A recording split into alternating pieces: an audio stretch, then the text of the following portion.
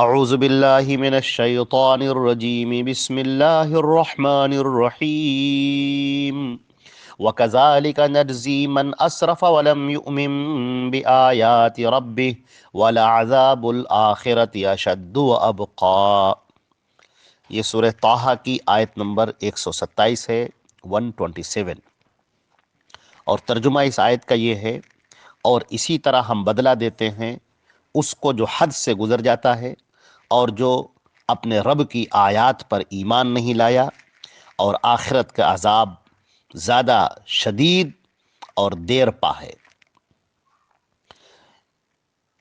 حضرات گرامی، یہ جو آیتیں چل رہی تھیں جہاں پر اللہ رب العزت نے یہ بات ارشاد فرمائی کہ ہم نے انسانوں کی ہدایت کے لیے اور ان کی درستگی کے لیے اور منزل کو پانے کے لیے ہم نے اپنے پیغام کو اتارا ہے، اپنے رسولوں کو بھیجا،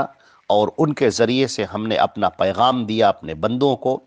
اب جو اس پیغام پر عمل کرنے والا ہے وہ اپنی زندگی کو کامیاب بنانے والا ہے۔ اس نے اس دنیا میں آ کر جو زندگی پائی ہے اس زندگی کے مقصد کو اس نے پا لیا۔ اور جو شخص ہماری ان آیتوں سے، ہمارے اس پیغام سے اپنے منہ کو موڑ لے، اپنی پیٹھ کو پھیر لے، تو اس شخص کے لیے ہلاکت ہے، بربادی ہے۔ اس نے اپنی پوری زندگی ضائع کر دی، اور اب مرنے کے بعد اس کو جو زندگی ملے گی وہ انتہائی ہولناک زندگی ہوگی اور درد بھری زندگی ہوگی۔ لہٰذا اللہ نے فرمایا کہ اور پھر ہم اسی طرح سے بدلہ دیتے ہیں،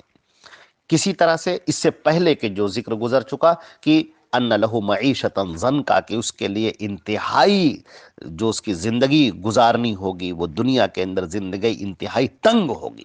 اور قیامت کے دن وہ اندھا اٹھایا جائے گا۔ یہ آیت، گزشتہ آیت میں یہ بات گزر چکی ہے۔ یہاں پر فرمایا گیا کہ جو بھی اپنی حد سے گزر جاتا ہے، من اسرفا، حد سے گزر جانا۔ حد سے گزرنا کیا ہے؟ حد سے گزرنا یہ ہے کہ اللہ کے احکام کی پیروی نہ کی جائے۔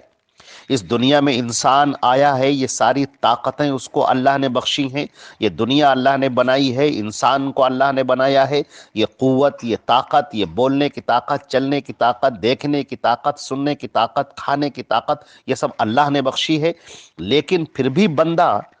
اللہ کے احکام کو نہ مانے، اس دنیا میں فساد برپا کرتا رہے، دندناتا پھرتا رہے، دوسروں کو پریشان کرے، اللہ کی الوہیت سے انکار کرے، اس کے حضور سجدہ نہ کرے، اس کے اتارے ہوئے پیغام سے اپنے منہ کو موڑ لے، یہ حد سے گزر جانا ہے۔ اپنی طاقت پر بھروسہ، اپنے مال پر بھروسہ، اپنی طاقت کا بیجا استعمال، جو اللہ نے اسے طاقت دی ہے، جو قوہ دیے ہیں، جن قوتوں سے اسے نوازا ہے، ان قوتوں کا غلط استعمال کر رہا ہے۔ وہ لوگوں کو ستانے میں آ رہا ہے، وہ ظالم بنا جا رہا ہے، وہ زمین پر فساد برپا کر رہا ہے۔ وہ اپنے علم کا، اپنی طاقت کا، اپنے دماغ کا، اپنی دولت کا، اپنے مال کا، اپنے اعوان و انصار کا غلط استعمال کر رہا ہے، مجرمانہ کردار ادا کر رہا ہے۔ اسے اللہ کا فرما بردار ہونا چاہیے تھا۔ یہ اس کی آزمائش ہے، یہ طاقتیں اس کی آزمائش ہیں، یہ قوت اس کو جو دی گئی ہے، یہ مال جو اس کو دیا گیا ہے، یہ افراد جو اس کو دیے گئے ہیں، یہ خاندان جو اس کو دیا گیا ہے، یہ اس کی آزمائش ہے۔ آزمائش یہ ہے کہ وہ نیکی کے کام کرے، زندگی اس طرح سے گزارے جیسے اللہ نے حکم دیا ہے۔ اس زمین پر اللہ کے بندے بن کر رہو، اس زمین پر ظلم برپا مت کرو، فساد برپا مت کرو، اس دنیا میں مجرمانہ کردار مت ادا کرو،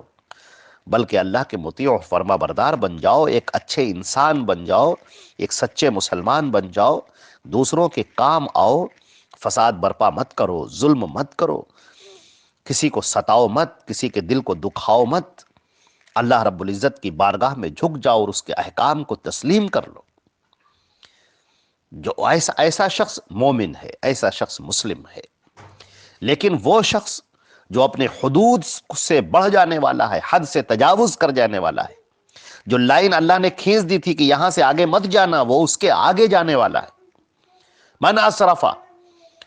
وَكَذَلِكَ نَجْزِي مَنْ أَسْرَفَ، اور اسی طرح ہم بدلہ دیا کرتے ہیں اس کو جو اسراف کرنے والا ہے۔ وَلَمْ يُؤْمِن بِآيَاتِ رَبِّهِ، اور اپنے رب کی آیتوں پر جو ایمان نہیں لایا۔ اللہ نے جو پیغام اتارا، جو یہ قرآن پاک اتارا، اپنا نبی اتارا، اس قرآن پاک کو اپنے نبی کے ذریعے سے اس کے بندوں تک پہنچایا، اور نبی نے اس قرآن پاک کو سمجھایا، اس کی آیتوں کی تشریح کی، اس کے لفظ کو واضح کیا، اس کے مفہوم کو سامنے بیان کیا۔ نبی کریم صلی اللہ علیہ وسلم اللہ کے حکم سے تمام مسائل، تمام احکام، زندگی گزارنے کا طریقہ، ایک ایک چیز سب بیان کر کے چلے گئے، سب بیان کیا، ایک ایک چیز بیان کی، کوئی بھی چیز آپ نے چھوڑی نہیں۔ آپ فرماتے ہیں ترکتکم علی محجۃ بیضاء، میں نے تم کو ایک روشن شاہراہ پر چھوڑا ہے جس کی راتیں بھی اتنی چمکدار ہیں جتنا کہ اس کا دن۔ چنانچہ اللہ کے پیارے رسول صلی اللہ علیہ وسلم کے بارے میں اللہ نے بیان کر دیا، وَمَن يُطِعِ الرَّسُولَ فَقَدْ أَطَاعَ اللَّهَ، جس نے رسول کی اطاعت کر لی اس نے اللہ کی اطاعت کر لی۔ فرمایا قُلْ إِن كُنتُمْ تُحِبُّونَ اللَّهَ، اے نبی آپ اعلان کر دیجئے، آپ کہہ دیجئے کہ اگر تم اللہ سے محبت کرنا چاہتے ہو تو میری اتباع کرو، فَاتَّبِعُونِي يُحْبِبْكُمُ اللَّهُ، اللہ تمہیں اپنا محبوب بنا لے گا، اللہ تمہیں اپنا پیارا بنا لے گا۔ اور فرمایا وَمَا يَنطِقُ عَنِ الْهَوَىٰ إِنْ هُوَ إِلَّا وَحْيٌ يُوحَىٰ، یہ محمد صلی اللہ علیہ وسلم یہ اپنی مرضی سے کچھ نہیں کہتے، بلکہ یہ جو کہتے ہیں یہ ہمارا اتارا ہوا ہوتا ہے۔ چنانچہ نبی کریم صلی اللہ علیہ وسلم کی بات پر اللہ کی مہر لگی ہوئی ہے۔ اب ہم کو وہی احکامات لینے ہیں جو اللہ اور اس کے رسول نے بتائے ہیں، وہی دین ہے جو اللہ اور اس کے رسول صلی اللہ علیہ وسلم نے ہمارے سامنے روشن طریقے سے پیش کیا ہے۔ اب جو اس کو مانے گا وہ اللہ کا فرما بردار اور مطیع ہوگا، اس کی زندگی کامیاب ہوگی، اس کا دنیا میں آنا وصول ہوگا، اور جو اس سے اپنا منہ پھیر لے گا، اللہ کی ان آیتوں پر جو ایمان نہیں لایا، تو یاد رکھے وَالْعَذَابُ الْآخِرَةِ أَشَدُّ، کہ آخرت کا عذاب تو زیادہ شدید ہے، اشد زیادہ شدید ہے، وہ ابقا اور باقی رہنے والا ہے۔ اس سے پہلے جو ذکر کیا گیا تھا وہ دنیاوی عذاب کا کیا گیا تھا، فَإِنَّ لَهُ مَعِيشَةً ضَنْكَ وَمَنْ أَعْرَضَ عَنْ ذِكْرِي، اس سے پہلے کی آیت کہ جو ہمارے ذکر سے اعراض کر لے گا، اپنے منہ کو پھیر لے گا، تو اس کے لیے جو دنیا جو دی گئی ہے، یہ دنیا اس کے لیے تنگ کر دی جائے گی، اور قیامت کے دن ہم اسے اندھا اٹھائیں گے۔ یہ دنیا کی سزا تھی۔ دنیا کی سزا میں بے چینی ہے، بے کلی ہے، اضطراب ہے، ضیق نفس ہے، انسان پریشان ہو جاتا ہے، اسے خود سمجھ میں نہیں آتا کہ اتنی دولت رکھنے کے باوجود ہم پریشان کیوں ہیں، مال و دولت ہونے کے باوجود اور عمدہ مکانات اور منصب اور عہدے ہونے کے باوجود بھی وہ پریشان رہتا ہے، بے کل رہتا ہے، ایسا لگتا ہے کہ اس کا دل کسی نے مٹھی میں لے کر اس کو کوئی دبا رہا ہو، اور اضطراب کی اس کیفیت سے وہ گزر رہا ہے۔ یہ اسے سکون اس وقت ملے گا جب وہ اللہ رب العزت کی پناہ میں آ جائے گا،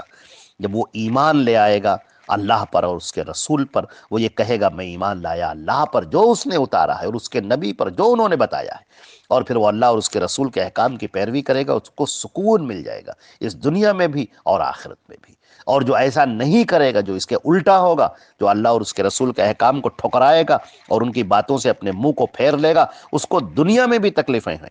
دنیا میں بھی اس کو تکلیفیں ہیں، اور آخرت کا عذاب تو ہمیشہ رہنے والا ہے،